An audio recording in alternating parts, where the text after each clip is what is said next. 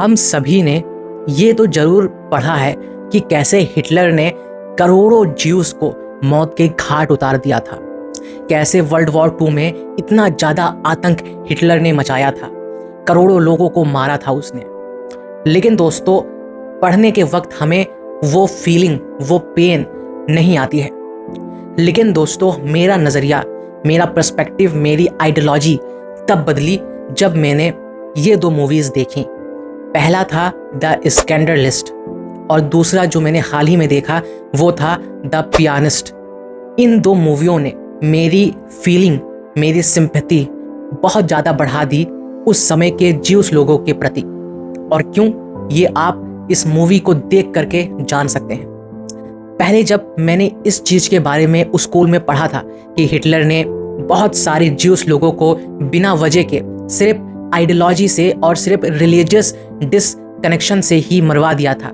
इसलिए उन लोगों को 65 मिलियन लोगों को मरवा दिया था, क्योंकि उन्हें प्योर ब्लड का नहीं समझता था।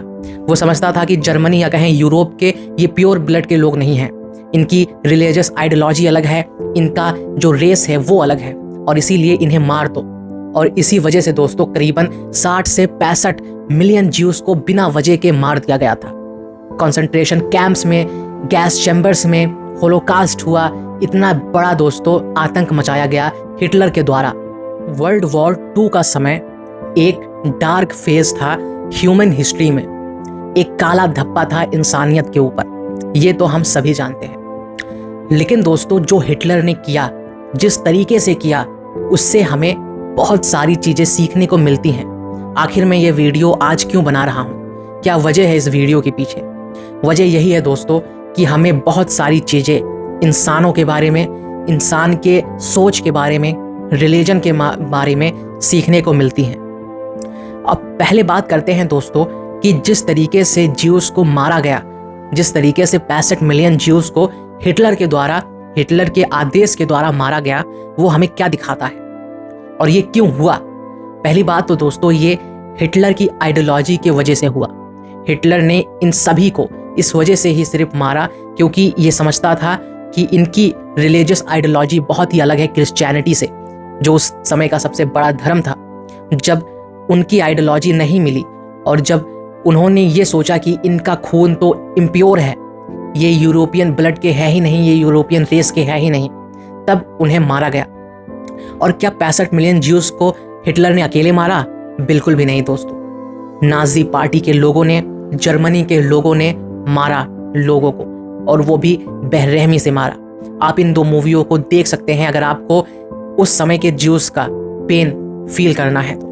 धर्म के नाम पर, राष्ट्र के नाम पर, या कहें कि सोच के नाम पर क्या चीज़ें हो सकती हैं, ये होलोकास्ट एक बहुत बड़ा एग्जाम्पल है दोस्तों। हर उस इंसान ने इस समय पर लोगों को मारे हैं जिन्होंने इन 3 चीज़ों को कहीं ना कहीं बहुत गहरी तरीके से अपनाया।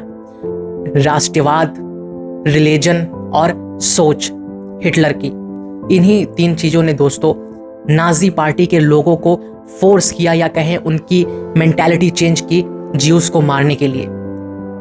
अब क्या आप ये नहीं सोच सकते कि इंसान तो जानवरों से भी गया गुजरा है? इंसानियत कहाँ है अब के टाइम पर और पहले के टाइम पर भी?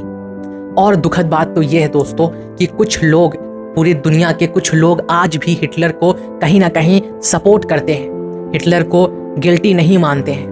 वो सोचते हैं कि हिटलर ने जो किया वो सही किया। आज भी ऐसे कुछ बहुत ज़्यादा सो कॉल्ड धार्मिक लोग हैं जो प्योर इम्प्योर को देखते हैं। क्या हमारे देश में ऐसा नहीं हुआ? हमारे देश में भी दोस्तों प्योरिटी पर कई सारे चीज़ें हुई, लेकिन उतनी बदतर नहीं हुई जितना यूरोप में हुई थी।